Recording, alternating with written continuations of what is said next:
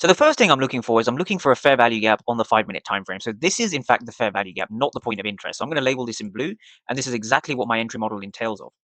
So now that we've had a violation of the bearish fair value gap, you want to understand that there is a very, very large buyer stepping in over here. And we can see that through the ATAS platform.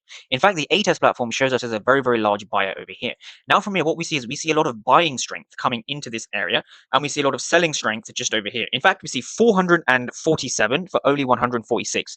So there's a lot of sellers resting in this area, but the market was actually able to break above this area. So the aggressive buyers have been rewarded, and the aggressive sellers down here have failed. Now, on that note, we can start to look for buys off this fair value gap, right? So notice how we have a nice clear rejection off this fair value gap resting over here, and we can keep our stop loss just below this fair value gap over here.